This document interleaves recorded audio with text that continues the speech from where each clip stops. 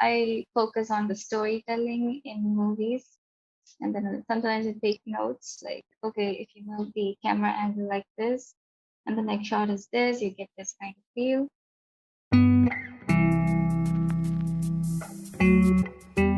Welcome to the Pixel Paper Podcast, a series where we get to know the creative processes behind up-and-coming digital artists. My name is Noor, graphic designer and work-in-progress artist, and I'll be your host for this series. In this episode, Tabassum regales us with her charm and stories about how art made its way into her life. She offers suggestions on how we can use movies to better our craft, as well as emphasizing on the importance of exercise. We also fangirl over our favorite YouTube yoga instructor. Any guesses? So sit back, get comfy, and enjoy. Hi Tabassum, how are you? Hi, Noor. I'm fine. How are you? I'm good, thank you. So for the benefit of our audience, can you please introduce yourself? I'm Tabassum. I'm 25 from South India, Kerala. Although I'm currently in Dubai, and yeah, I love painting digitally and otherwise also, but mostly I'm concentrating on digital art right now. And I'm also an architect. I mean, I have a fancy degree, but right now I'm not working as one. So the reason I wanted to interview you is because I really like the warmth and the playfulness of your work, especially because both you and I were from a South Indian Muslim background. So can you tell us a bit more about your work? Yeah, it is. It's very South Indian and Muslim. That's basically my brand. So yeah, I use my background a lot in my art.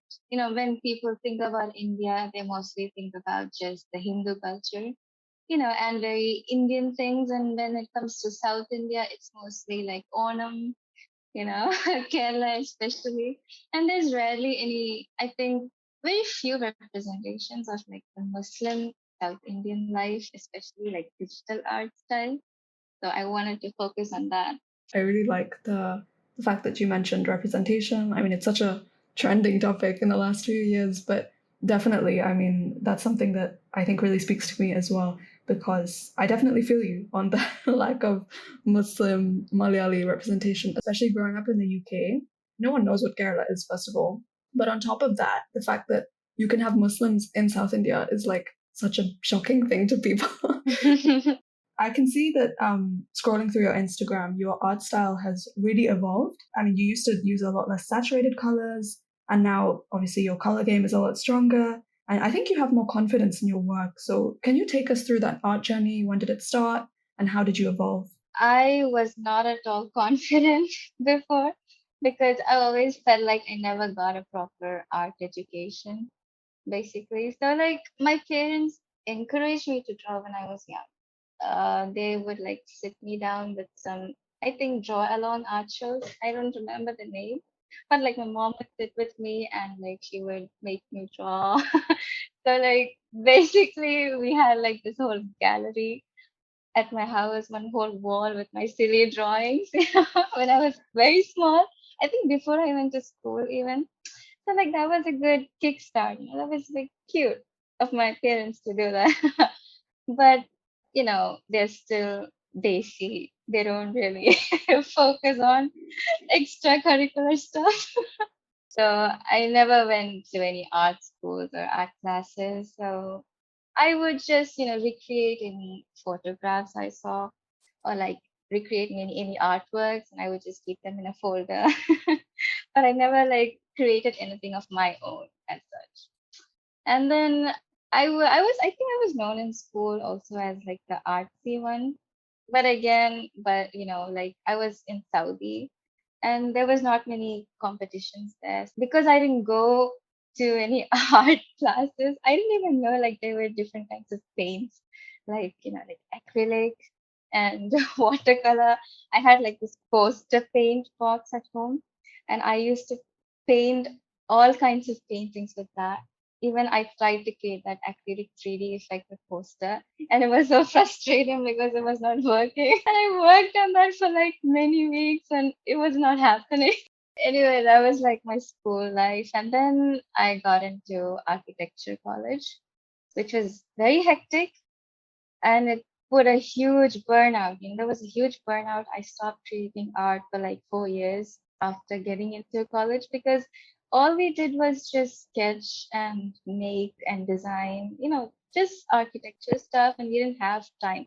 And in fact, this happened to most of my classmates. They all just stopped creating art, and it was just architecture. And then, yeah, it was also, I think, at this time that, I got introduced to the basics of art, like perspective, color theory, because we have to learn that for design. So that's also the basic in art. And that helped me in studying that finally. And then we had to like experiment with different mediums. So that helped in knowing about it. One of my classmates had a drawing tablet. So that was the first time that I'm seeing a drawing tablet. I didn't know what it was, like a vacuum tablet. So I started just sketching on that and I loved it, but like I couldn't afford it. So I would just do it with mouse in my computer. And then later I bought one for myself and then I started using it. That's when I got into digital art, which was like I think almost the final year of my college. Till then I would just sketch. Now I think I'm just trying to develop my digital art. So, what do you use at the moment to make your art? Right now, I use an iPad. I have an iPad 6, and I also use the Wacom. I still have that. It's very old. It's the small Intuos one, the blue cute one. I have that, but I don't use it much because it's not handy. I like to draw whenever, wherever, like sitting, lying down on the sofa. What inspires the stories behind your work, and how do you, let's say, capture the inspiration from the moment it strikes to the drawing? Like when I started with digital art mostly, like that's when I started creating my own stuff, right? So I would just like create these kind of like a diary. I would draw these moments in my life which was like very special, and I wouldn't do anything about it. I would just like keep it for myself. I would just give people random illustrations that I did of them and then give them. That was how I started, but I also add other elements like like social stuff. I think I started getting very frustrated basically with like many cultural stuff, which I didn't notice before. Like as Muslim women in South India, at a certain age they go through a lot of pressure, and then yeah, it got to me, and I would just use that as a platform to like comment on that and make that kind of a commentary stuff. Yeah. My inspiration also comes from like other artists. I follow many artists. I think one of my favorite artists is Pascal Campion. I love his storytelling style. I try to tell my own kind of story in kind of like that way. No, I can see that definitely in your work. Like you have that kind of same blocky style in your work. Yeah, I think so. Initially, it was just line art. I couldn't like figure out how to color in the lines. Yeah, then I did that somehow. I don't know. Mostly just YouTube. Speaking about the desi aspect, I mean, you mentioned how obviously your parents didn't encourage you growing up after childhood. Do you think that this restriction has hindered you, and also how has it helped you in some ways? I wish I knew more things. It kind of postponed the whole thing. I mean, I would have eventually found out things on my own anyway because internet came along and stuff, right? But like as a 90s kid, we were kind of in a non-internet phase in the beginning. I think it was also fine because we kind of have to understand where our parents come from. They come from a place of struggle and they focus more on like education, which can earn. So I wouldn't like blame them. It's completely fine. Yeah, Asian household thing. Yeah, it was fine. I still love made art. That's a diplomatic answer, I think. Yeah, diplomatic. I think you've touched on this, but how would you say your culture, your specific cultural background, influences your art? How do you think it makes your art unique? I did try to draw environments a while back, and my main focus was on this Islamic art. And I got into calligraphy a while back. I got into this whole loop of Islamic geometry, all that. intricate designs. And then I would make art with that. I had this whole plan of doing a series on geometric art. So that's kind of like how it influences me. That's a Muslim version of it. The South Indian aspect, I think, mostly focuses on the social issues. Lately, you've been posting artwork about Mars. Could you tell us a bit more about that? Art Days had an art competition and I just entered it because I was doing basically the same kind of art, like things from my background, things from my culture.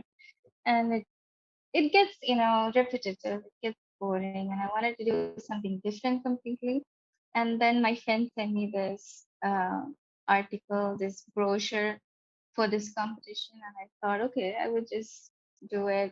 Not even for winning, not saying just to get out of that, repetitive pattern.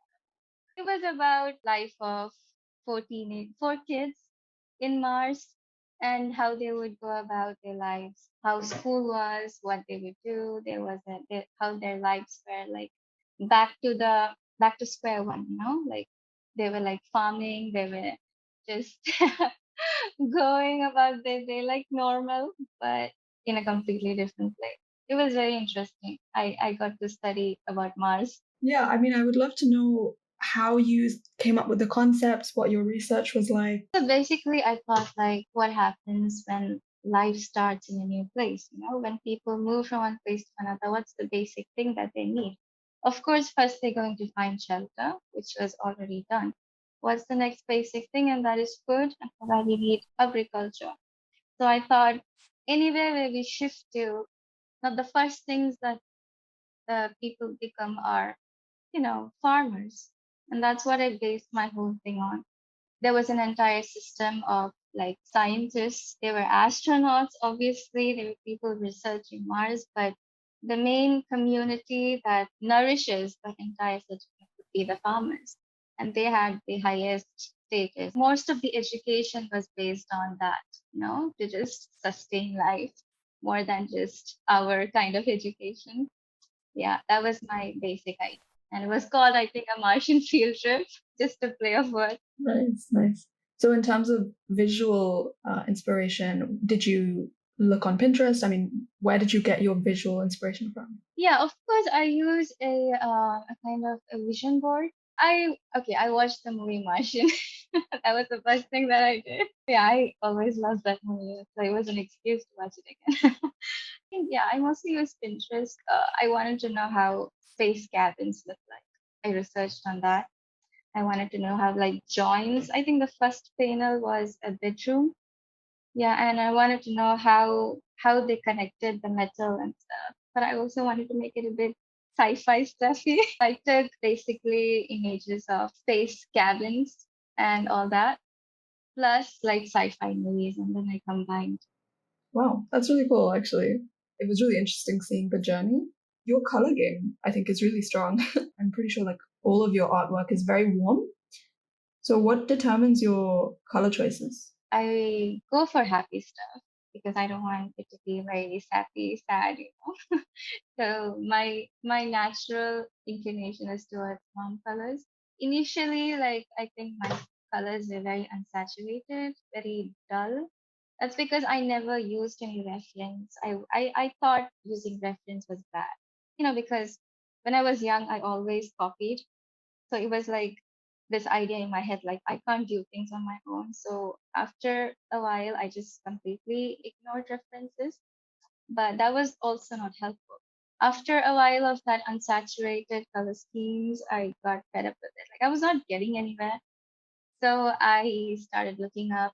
You can actually go to Pinterest and you can look at these color palettes and you get these beautiful little, tiles of colors. And what I would do, I would just draw something and I would select the panel when I was very confused what to use. And then I would apply it and see how it looks. And if it looks okay, I would go for the next one and just try a different thing, and select what works best for me. And eventually that helped me kind of recognize which colors to use, what goes where. So now I can like just take colors and put something together without a reference, but I still have a mood board mostly when I start, and that helps. I would recommend that. Do you start out with the colors in mind, or do you just go online and try and search? I start out with an idea, basically. Mm, I never have a clear idea what to draw. Very few I have a preconceived idea like this should go here, I should have this feel to it. But like I post my Procreate time lapse videos sometimes and it's very messy. I used to mm, like upload on YouTube before, but it was so confusing that I stopped. Yeah, so it's basically just ideas and then I come up with composition. I come up with a sketch, a random sketch, not very neat, and then I apply colors. And if the colors are okay, I sometimes make the sketch fair, but most of the time I just go with the color. One thing I wanted to ask as well is about your compositions. I think some of them are quite cinematic. Like, for example, there's this one with the grandma, and you're walking past her. It's like the pink flowers and everything. I think that's really nice. So, how do you come up with your compositions? It was a memory actually. The house scene was exactly what I saw as I walked by the Mm-hmm. house. I wanted to like obviously it won't be that pretty in real life, right? It's a memory. So like in my head it was like that. And it was all very flowery, very pretty. There was this cute grandma there and I wanted to her be the like center focus. So I surrounded her with all these flowers. And then I think I made the second panel which was sad, very dark and gloomy, to like set the mood like she is missing. With the composition, I mostly use, I think, the rule of thirds. I don't get very experimental with composition. One of my friends recently commented that I should use more camera angles in my sketches. Yeah, and I think that's a very valid criticism. Would you say that for the camera angles, maybe your architectural education would help? My architecture education, like I said, it gave me the basics. Like it taught me perspective. We had to practice that a lot. We had to learn like different isometry. We had to learn like front, back, all the elevation stuff. More than that, we learned like all the different kinds of perspective. We had to sketch out that as exercises. And then it also taught like the color theory, values and forms and voids and everything that design has. And that helped a lot. And also I think with architecture that a good thing was the exposure because everyone can draw in architecture. Almost everyone can draw. You see many different styles, and that definitely helps in getting out of our shed. Also, like architecture is very hectic, so it kind of teaches you this whole lot of patience. You realize you can learn softwares on your own. You realize you can just spend nights working on something and you can finish it. It's just a whole learning process. I wouldn't recommend for everyone. So hard to survive in it, but it was worth it. Hmm. You mentioned The Martian before, so I'm curious to know if movies have influence in your work. So I mostly watch these kind of fantasy movies and like sci-fi movies. So I think mostly like very cinematic stuff that comes out of it, very emotional stuff.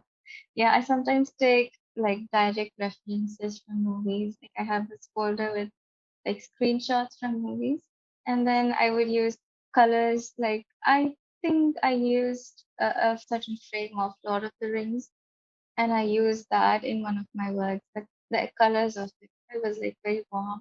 It was very homey, and I focus on the storytelling because I'm very interested in storyboarding. I'm I'm currently working on like one of my series that I've had that in my mind for so long, like a story about an elderly man called Abu and Adam, a little boy.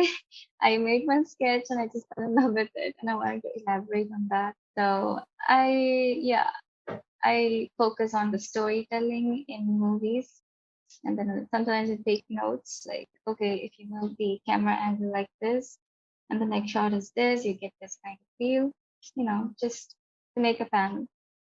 That's a good idea. Like taking notes during movies. At least you'll feel a bit productive. Yeah, product. Yeah. I think you've posted Abu and the little boy, right? Once. Yeah, it was blue and it was very pretty. Everyone liked. I took, I think, inspiration from a Moroccan city.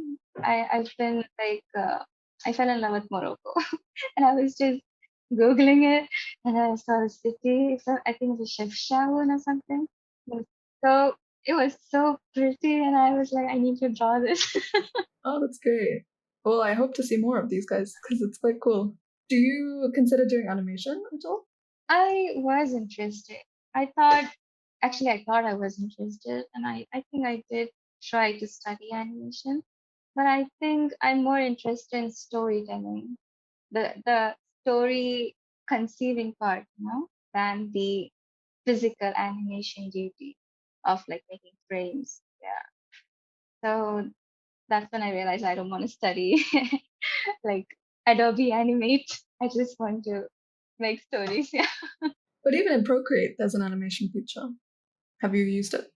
Yeah. I did try to make a GIF of me drinking a coffee when I had COVID. Oh, the Chuku Copy one. Yeah, drinking coffee. That was from Procreate GIF animation thing. But I was like, okay, I don't want to do animation after this. Yeah, it's very time consuming actually. How do you learn and improve your art? Okay, I hate to say this, but practice. But like, I think practice alone won't do because I would just do that. I would just like sit and sketch, without referring anything, without studying on things. And what that did was just increase my like sketching speed. It is good to do that, but it won't like improve your overall art. So you have to study other stuff and then notice things around you. And one thing I used to do in college is draw from life. And that helps a lot. You notice things that you wouldn't if you take a photograph. And that was something our professors encouraged a lot. There's a lot of information online. YouTube is completely free. I think there's really no excuse for us to not study anymore. So anything that we want to study on, we can do it for free. So how often do you practice and how do you balance that with creating final illustrations? Like how would your week look like, for example? I am very bad at that. I'm very bad at time management. I wish I was really good, but no. I have these, sudden bursts of energy, and I will just sit and work all together, and then I will have these immense burnouts that will take me weeks to recover.